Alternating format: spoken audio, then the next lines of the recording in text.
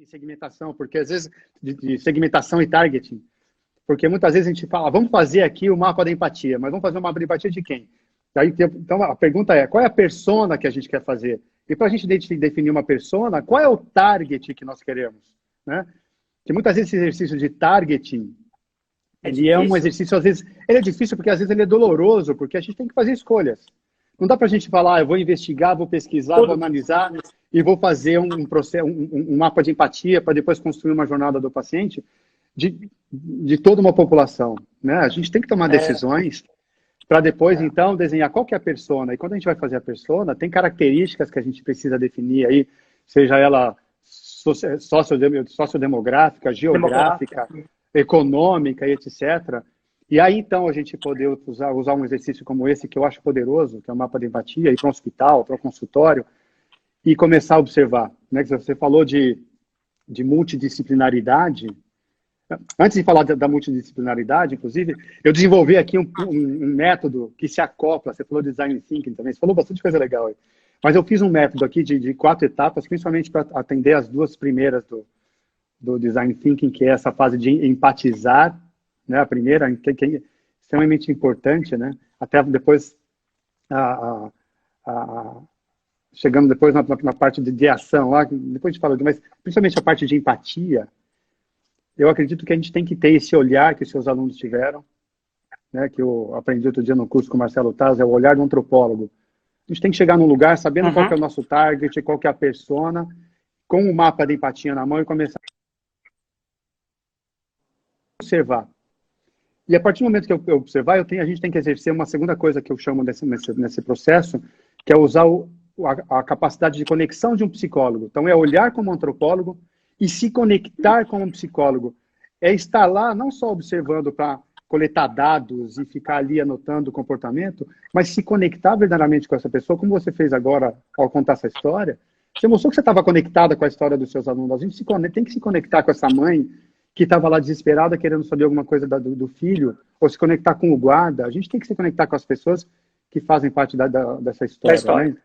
Então, a gente tem que ter... E isso faz parte do processo de construção de uma excelente jornada, para poder construir um excelente mapa de empatia. Uma excelente, primeiro, define a persona, mas para poder construir um excelente mapa de empatia, para depois colocar ele e começar o processo de construção da jornada. Né? E uma vez que você faz a jornada, e é uma curiosidade minha, uma vez que você aplica numa instituição a jornada, tá? Então, você fez toda a aplicação, imagino eu que você vai fazer uma análise dessa jornada e depois, ao tempo todo, dar um feedback, correção de rota, etc., se for necessário. Isso ajuda a customer centricity, ou seja, mais centrada no cliente. Ela vai ter uma ampliação da visão dela, do foco do cliente. Se executar a jornada, como a gente estava conversando lá no começo, né? Olhando para a jornada, não utilizando e pesquisando como é que eu vou usar os meus dados clínicos para convencer alguém a prescrever o meu produto ou para tomar o remédio direitinho, mas usar a jornada para entender a raiz da tomada de decisão, que são as nossas emoções.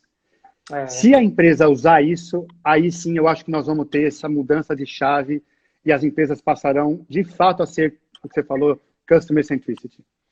Porque eu acho ainda que nós, e eu falo nós porque eu sou do contexto, eu sou do mercado, eu sou desse ecossistema de saúde, eu acho que nós ainda somos product centricity. A gente fica olhando para a jornada, identificando os touch points e falando onde é que eu vou agir e que tipo de dado eu vou oferecer para convencer, por exemplo, um médico a prescrever o meu produto. A gente está vivendo, ainda tem as empresas querendo se preocupar, poxa, identifiquei aqui o touch point, então vamos entregar qual mensagem-chave? A gente vive a era ainda da mensagem-chave, sendo que, na verdade, hoje, o mundo, vamos olhar para o mercado de consumo, né? Ele vive essa proposta dá um banho na gente. Dá um banho. Então, eles estão entregando, na verdade, para os consumidores, proposta de valor.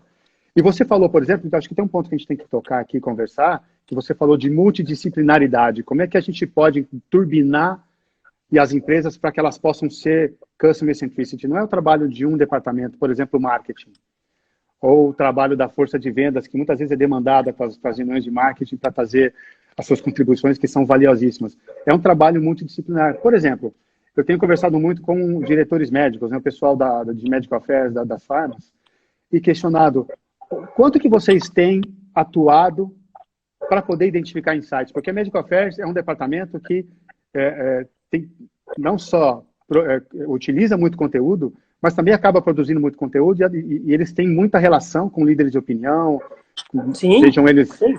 grandes professores ou os rising stars, seja lá quem for. E o Medical Affairs, por exemplo, eu estava conversando outro dia com um diretor médico, ainda vive uma era de ser o validador das informações científicas, o validador do visual aid, o referenciador do visual aid, ou o guardião do conteúdo que vai ser apresentado num summit, num workshop, etc. Sendo que, na verdade, Medical Affairs é uma área que tem ali essa capacidade, esse skill, ou pelo menos deveria ter, de olhar para a jornada com base nos seus estudos clínicos, porque nós precisamos de dados, não quer dizer que a gente vai abandonar dados, a gente não é louco, nós precisamos dos dados, Sim. né? Mas Medical Affairs pode desenvolver essa habilidade de conectar dado clínico, mas também investigar emoções dos médicos, por exemplo, dos professores, dos pacientes, dos dispensadores, e descobrir o que está por trás da tomada. Antes de falar de dado clínico, o que está por trás da tomada de decisão? Que é a emoção.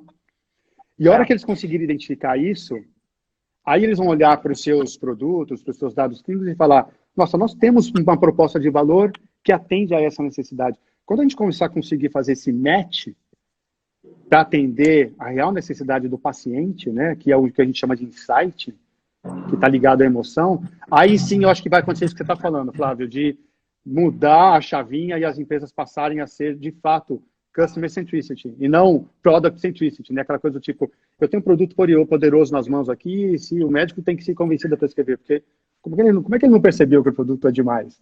Né? Acho que a gente precisa mudar esse jeito de conversar com as pessoas.